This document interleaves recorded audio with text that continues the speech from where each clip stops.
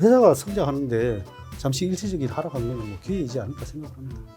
마음 편하게 그러면 아예 주가 보지 말고 2, 3년 더 하고 매일매일 보실 거면 사실은 파는 것도 괜찮다.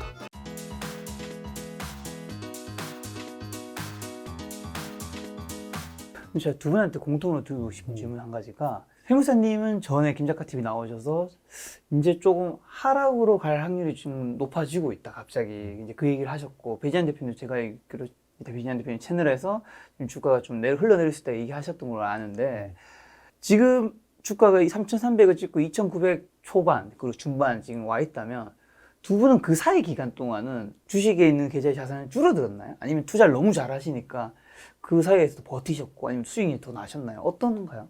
저부터 말씀을 드리겠습니다. 뭐 저는 제 채널에서 똑같이 말씀드렸는데요. 하락장과 상승장의 차이는 어제 등락 현황과 오늘 등락 현황을 보면 정확합니다. 오늘 지금 녹화일이 목요일인데요. 어제 같은 경우 거래소 지수 1.8, 코스닥 3.4가 빠졌었어요. 어제 등락 비율을 보면 거래소 코스닥 합쳐갖고 2천 종목 정도 높는데 오른 종목 200 종목이 안 됐거든요. 즉 10개 중에 하나가 오를까 말까 했던 장이 어제 장이었어요. 그럼 이제 오늘 장은 어제 빠진 지수 그대로 회복했다 그랬잖아요. 오늘 종가 기준으로 등락 비율을 보면 어제의 정반대예요. 거래소와 코스닥 전체 종목 중에 10개 중에 9개가 올랐다고 보시면 돼요. 제가 계속 말씀드리지만 주식 투자는 이제 확률적 접근이 가능한데요. 하락장이면 주식만 보유하고 있다면 손실 날 확률이 90%라고 보시면 돼요. 근데 이제 저는 당연히 7월달 고점부터 지금까지 주식 계좌는 손실이 났습니다. 그 고점 대비는 3달 동안은 손실이 났고요. 그 대신 저는 이제 또 하락에 대비하는 다른 여러 가지 방법들이 있어요. 특히 이제 뭐 파생 상품을 저는 오랫동안 해왔기 때문에 파생 상품에서는 그거를 커버하는 훨씬 큰 수익이 났죠. 왜냐면 하락에 미리 하락장이 온 것 같은데 그럼 어떤 포지션을 취해야 되지? 그래서 하방을 구축해야 돼. 이런 마인드로 이제 거기를 임했기 때문에 그쪽에서는 좀 수익이 많이 났고, 반대로 주식 보유하고 있는 것들에서는 이제 손실이 났죠. 그래서 어떻게 보면 이런 것들은 주식 좀 크게 하시는 분들 중에 뭐 이렇게 뭐 몇십억 또는 100억 이상 하시는 분들 중에 해지 전략인데요. 주식을 다 팔 수가 없어요. 예를 들어 내가 한 종목, 한 종목은 아닐 수 있지만 한 100억을 갖고 있으면 100억을 내가 막 하루아침에 팔 수 없잖아요. 그렇죠. 근데 그 100억 갖고 있는 이 종목들 또는 시장 전체가 한 일주일, 한 달 동안 빠질 것 같아. 그럼 그거 해지하기 위해서 뭐 풋옵션을 산다거나 뭐 이러면 해지 비용이 사실 이거 팔았다 샀다 하는 것보다 훨씬 더 작게 들 수 있거든요. 그래서 그렇게 하는 분들도 있는데 저는 그거를 뛰어넘어서 이렇게 파생 시장에서의 전략을 갖고 하기 때문에 상승장에서는 상승 전략, 하락장에서는 하락 전략을 하는데 7월, 8월부터 계속 좀 장이 좀 하락으로 기운다라는 생각이 많이 들어서 그렇게 대처를 했습니다. 대표님은요? 저도 어쨌든 하락을 피해갈 수 없죠. 어쨌든 계좌를 보니까 한 10% 하락한 것 같아요. 저도 10% 정도. 제가 시장이 10% 하락했으니까. 거의 근데 똑같은 이게- 것 같은데, 그러면? 예? 똑같아요. 시장이 똑같으니까. 근데 하락을 한 것 같은데, 근데 뭐 수익이 난 것도 있고, 대신에 저 같은 경우에는 다른 데로 빼놨어. 그 금액을 따로 빼놔서 이제 그 장부 대비 10%지. 10%지. 사실은 그걸 알아서 다른 데로 지금 많이 빼놓은 상황이라, 예를 들어 뭐 비상장이든 뭐 다른 데 뭐 부동산이든 뭐 다른 데 좀 빼놓은 상황이라, 그래서 그나마 저는 이제 훨씬 거기 현재 장부에서는 한 10% 빠진 것 같아요. 원래 고점 대비, 최고점 대비 10% 빠졌는데. 그러니까 현금 비중을 높이셨다면 고점 대비 10%는 지수 평균인데 현금 비중을 그렇죠. 높인 만큼 그만큼 손실이 안 난 거잖아요. 그렇죠. 그래서 사실은 제가 이제 추가로 말씀드릴게요. 뭐냐면 저는 뭐 파생을 한다는 얘기는 사실은 그냥 뭐 편집돼도 됩니다. 왜냐면 이 방송을 보시는 분 중에 10분 중에 한 분은 아마 못 하실 거예요. 일단 잘 모르시고 또는 뭐 전문 자격 그런 거 공부를 안 하셨다면 그 뭐 공부를 이수를 해야지 가능하거든요. 맞아요. 그래서 요즘 아마 안 하시는 분이 많은데 저는 예전부터 했으니까 하는 건데요. 그거랑 상관없이 지금 주식에 한해서만 말씀을 드리면 결국은 하락장에서는 손실이 나는 게 어찌 보면 당연한 거거든요. 근데 이제 그거를 줄이느냐 지수 평균이냐 지수 평균보다 더 하락했느냐의 차이인데요. 좀 배 대표님은 그냥 줄이신 거죠. 현금 비중이 높였다는 얘기는. 그래서 하락률을 줄이는 가장 좋은 방법은 현금 비중을 높이는 거예요. 그래서 좀 불안할 때는, 내 마음이 불안할 때는 뭔가 좀 쭉정이 같은 내 종목들 10개가 있다면 쭉정이 같은 거 한두 개 또는 정말 이거는 많이 벌었어. 그럼 좀 그래도 기분 좋고 마음 편하게 이익 실현할 수 있잖아요. 5,000원에서 10,000원 됐는데 그게 9,000원 되면 5,000원이 샀다고 생각을 하셔야 되는데 저 2달 전에 10,000원인데 생각하니까 못 파는 거거든요. 그래서 5,000원에서 10,000원 됐다 9,000원 된 건 5,000원에서 9,000원까지 거의 2배 가까이 번 거지 절대 10% 손해내는 게 아니니까 많이 남았으면 좀 파셔도 되고 또는 쭉정이 종목들 있어요. 뭐 이렇게 상승장에서는 사실 아무거나 올라가지만 하락장에서 쭉정이 종목 갖고 있으면 전고점 돌파 어떠고 계속 흘러내릴 가능성이 높기 때문에 그러니까 마음에 안 들거나 많이 남은 것 좀 파시면서 현금 비중을 조금 갖고 있으면 마음 편하게 좀 투자하지 않을까 생각합니다.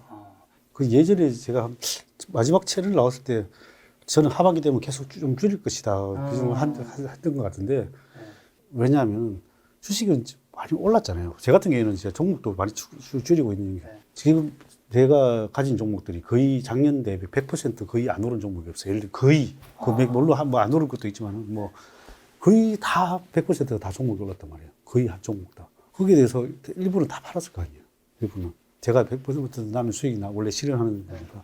어떻게 보면 이제 더 늘린 종목들이 많죠. 예를 들면 새로운 종목들 뭐 그런 것들이 들어갔으니까 뭐 그런데 결론적으로 주식이 이제 이렇게 계속 올라가면은 항상 어느 정도는 조금 빼두는 게 좋은 것 같아요. 빼두는. 왜냐하면 뭐 작년 대비 지수만 해도 100% 올랐잖아요. 그리고 물론 작년에 산 사람보다 올해 산 사람들이 더 많으니까 문제가 되겠죠. 그런 사람들은 이제 수익이 별로 안 났겠죠. 그렇죠. 올해 개인 투자자들이 좀 굉장히 많은 고층에 있는 이제 삼성전자. 워낙 뭐 시가총액 1위 기업이니까 편하게 여쭤볼 수 있을 것 같은데 아무래도 또 많은 분들이 가지고 계시니까 궁금하실 것 같은데 어떻게 생각하세요, 세무사님?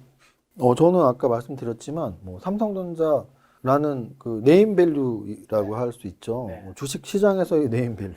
삼성전자는 너무나 우량하고 그렇죠. 갖고 있으면 언제든지 다시 원금을 회복하고 이런 관점으로 말하고 싶진 않고요. 저런 말이 있어요. 나한테 돈 벌게 해주는 게 우량주다.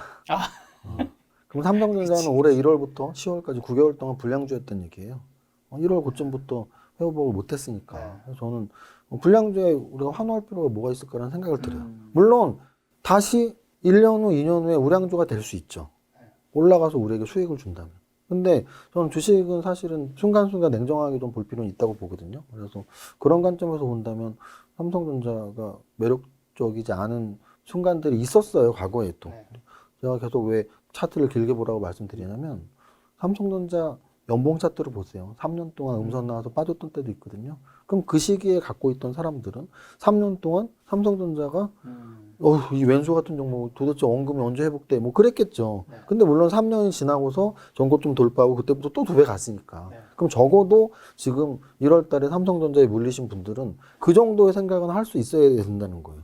아, 그래. 나 원금 한 3년 지나서 되기만 해라. 그러면 매일매일 주가 안 봐도 되는데. 또 못 그러시잖아요. 그렇죠. 적어도 삼성전자 나는 중장기 투자했고, 이거 진짜 최고 좋은 종목이라며, 라고 마음 편하게 생각하시려면, 주가 매일 보지 마시고, 3년 있다 까보세요. 제가 보기엔 3년 있다가는 올라갔을 확률이 50% 이상이라고 저도 봐요. 하지만 1년 안에 까봤을 때 9만 원, 5천 원, 10만 원 안 됐을 확률이 저는 더 높을 것 같은데. 왜냐면은 9개월 동안 9만 5천 원에서 7만 원대가 왔다면 그러면 그 전고점까지 가려면 이 뭐 대깔꼬만이라 그러면 탁 반을 접어도 또 1년 이상 걸린다는 얘기거든요. 그게 하루아침에 절대 못 올라가요. 그러니까 되게 오해하시는 게 내 원금 금방 회복되겠지.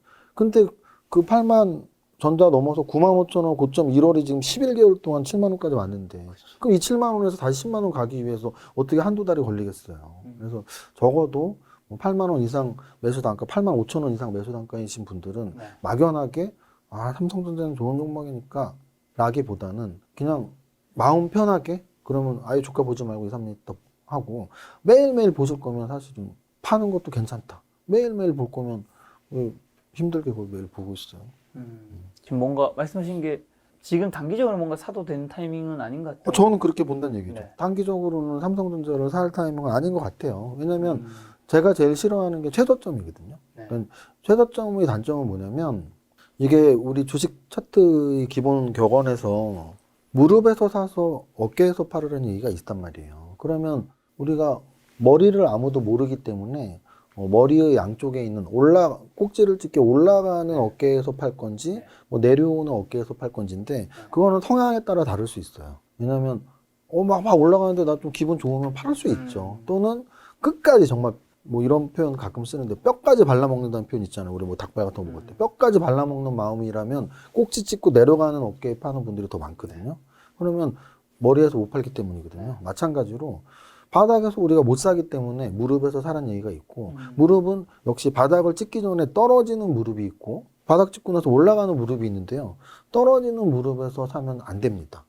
올라가는 어깨는 고점 안 찍고 미리 팔았어도 배만 아플 뿐이에요. 조금 일찍 팔아서 50% 100% 먹고 팔았는데 200% 가면은 배 아프죠. 네. 배만 아플 뿐이에요. 그런데 떨어지는 바닥이 확인되기 전에 떨어지는 무릎에서 샀다면 배 아픈 정도가 아니고요. 쟤는 한 달 있다 산 쟤는 나보다 더 싸게 샀네. 배 아픈 정도가 아니고 그 바닥 밑에 지하실 밑에 지하 3층, 4층, 5층이 나올 수가 있고 심지어는 그들 종목 중에는 유상증자, 관리 종목, 상장 폐지 이렇게 흘러가는 종목이 있을 수도 있거든요. 왜냐하면 바닥이 확인이 안 됐다는 얘기는 뭔가 악재가 있다는 얘기니까. 그래서 적어도 저는 그렇게 봐요. 뭐 삼성전자가 무슨 관리 종목 들어가고 이런진 않지만 아직은 바닥 확인 안 됐잖아요. 왜? 연중 최저점인데. 지금 삼성전자, SK하이닉스 뭐 이런 종목들이 연중 최저점이면 바닥이 확인이 안 됐다는 얘기니까 적어도 바닥 좀 하방 경직성을 확보하고 바닥에서 뭐 좀 이렇게 좀 들어 올릴 때 사야지 지금은 사는 걸 논하는 시기는 아닌 것 같아요.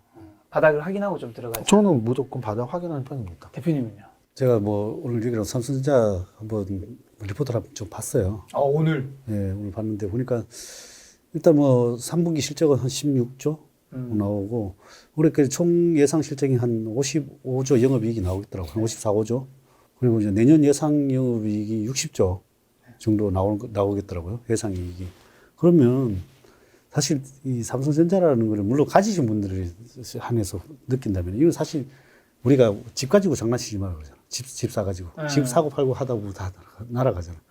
그 삼성전자를 가지신 분들은 그런 뭐 장기적인 비전을 보고 사신 분들이 많을 거예요. 그래서 제가 봐서는 그냥 가지신 분들은 뭐 이렇게 안절부절할 필요는 없다고 생각을 해요. 왜냐하면 계속 성장하는 건 눈에 보이니까.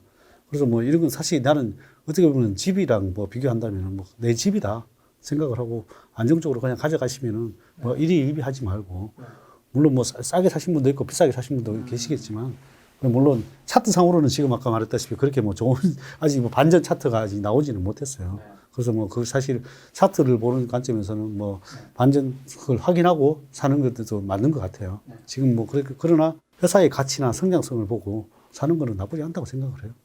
그래서 왜냐하면 이렇게 바닥이 확인하고 살려면 뭐 어떻게 보면 위에 양선이 나오고 또 올라가야 될 좀 비싸게 사야 되는 게 있잖아요. 확인을 하고 살려면 그게 언제가 바닥인지 그거는 아직은 아까 나오지는 않았어요. 그러다 보니까 그걸 지표를 확인하고 살려면은 어떻게 보면 비싸게 살 수도 있는 거죠.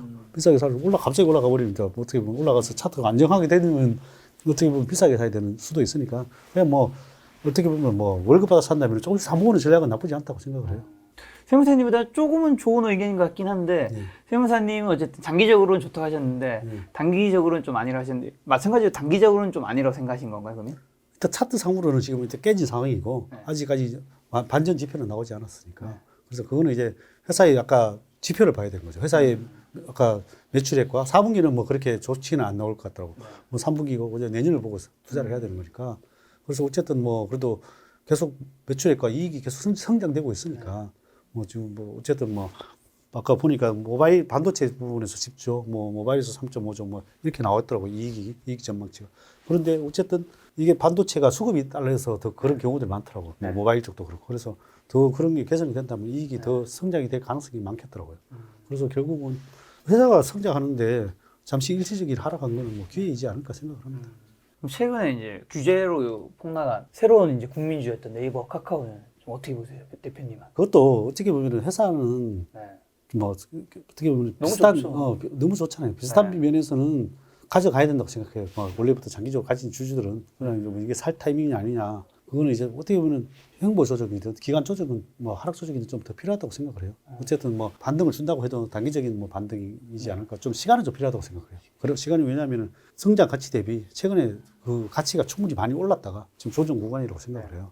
그래서 어떻게 보면은 전부 파동상으로도 그렇고 오파를 다 상승하고 피파 하락을 조정 구간이라고 생각을 해요. 그래서 뭐 그걸 충분히 또 조정을 하고 난 다음에 결국은 이익과 그게 이제 최근에 뭐 청문회에서 카카오 청문회 보셨어요? 못 봤습니다. 이제 아무것도 안 하겠다고 그랬죠. 더 이상 확장 안 하겠다. 확장 아니라 아예 없애버리겠다 그랬어. 이때까지 이제 그 꿈을 먹고 한 거는 다 날아간 거잖아요. 그래서 이익 성장이 그렇다 이익은 나을 것 같아. 그전에들은 이제 다져놓은 것들이 있으니까 이익 성장은 나올 것 같아. 우리가 생각했던 그 과도한 성장은 이제 없어진 거죠. 근데 그게 이제 다지는 과정이 꽤 시간이 필요할 걸로 보여져요. 특히 카카오 같은 경우는. 근데 네이버는 아직 뭐 그런 부분에서는 오히려 뭐 해외도 있고 그런 것들이 많이 벗어나 있다고 생각해요. 그래서 오히려 그 네이버는 좀 하락하면은 좀 이렇게 매수 기회를 하되 카카오는 좀 시간이 좀 필요하다. 좀 긴 시간이 좀 더 필요하다고 생각해요. 세무사님 같은 의견이신가요?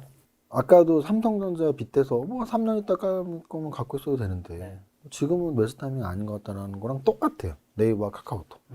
무슨 뜻이냐면 네이버의 성장성, 카카오의 성장성을 믿는다면 역시 사도 돼요. 사도 되는데 그 성장성에 의한 상승이 타이밍이라는 게 있다는 얘기죠. 주가 성장성은 그냥 재무제표의 반영 또는 막연한 기대감이잖아요. 근데 이 주가라는 건 매일매일 바뀐단 말이죠. 그럼 성장성이 반영돼서 작년 가을, 겨울, 올해 봄, 심지어는 3개월 전까지도 삼성전자, SK하이닉스는 1월달 고점이었지만 네이버, 카카오는 3개월 전 고점이란 말이에요. 정확히 지수 고점 찍을 때까지 네이버와 카카오가 주도를 했기 때문에 네이버하고 카카오가 70조 넘어가면서 뭐 시가총액 3위 싸움할 때 그때가 이제 전성기로 올라갔을 때인데 그때부터 지금 하락 조정이 나왔단 말이죠. 그러면 그때와 지금하고 뭐 성장성이 뭐 규제 이런 건 달라졌지만 길게 봐서 3년, 5년 후의 성장성은 크게 달라지진 않았다고 볼 수도 있어요. 그렇다면은 3년, 5년 후를 봐서 사는 거는 여전히 똑같다고 볼 수도 있지만 그걸 갖고 있는 분들이 3년, 5년 후에 주가만 볼 거냐는 문제죠. 오늘도 볼 거고 내일도 볼 거고.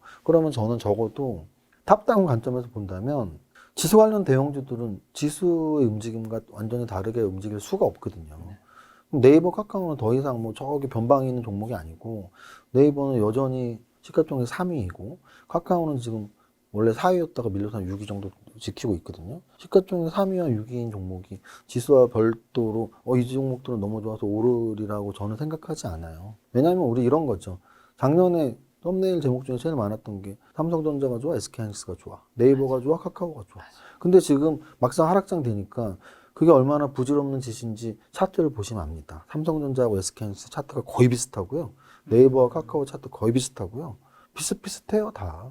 그러면 결국은 시장 상황에 따라서 비슷하게 움직이고 있다는 얘기예요. 그럼 지금 지수가 안 좋으니까 지수 관련 대형주들이 이렇게 안 좋게 움직이고 있으니까 지금은 대형주 네이버, 카카오를 제가 막 긍정적으로 말하는 시기는 아니라고 판단을 하는 거고 다만 좀 길게 보시는 분들은 그러니까 마음 편하게 있을 거면 길게 보시라. 매일매일 일희일비 하지 말고. 근데 막 내 성격이 일희일비하는 성격이면 조금 보류하세요. 만약 안 갖고 있다면 보류하시고 또는 갖고 있다면 정말 갖고 있기 싫고 막 미칠 것 같으면 파셔야지 못하겠어요. 주식을 행복하려고 하는 건데 매일매일 고생하시면 안 되잖아요. 그럼 기업 펀더멘털 보고 그 낙폭 가대주 살 때 언제쯤 반등할까요? 차트상으로 지지와 저항이 있는 데가 있어요. 지지라고 하죠. 뭐 지지 받는 데라든지 또 아니면은 아예 반토막이라든지 보통 이제 100%의 변화가 좀 많이 일어나요. 100%는 올라도 100%의 변화가 일어나고 또 떨어지는 것도 거의 반토막이 나죠. 그걸 50% 하락이죠. 어떻게 보면 뭐 계좌는 50% 반토막. 그러면은 거기서 보통 반등 줄 때가 많아요. 그러면 이제 뭐 보통 원래 뭐 데드캣 바우스라고 하죠. 뭐 하면 한 뭐 20%, 30% 반등을 줄 때가 있어요. 뭐 그래서 반토막 났을 때 보면 또 지지가 되는 때가 많아요. 그럴 때가 많고 차트상도 보면 걸리는 자리가 많이 있을 때가 많아요. 그럴 때서 사는 전략도 나쁘지 않다고 생각해요.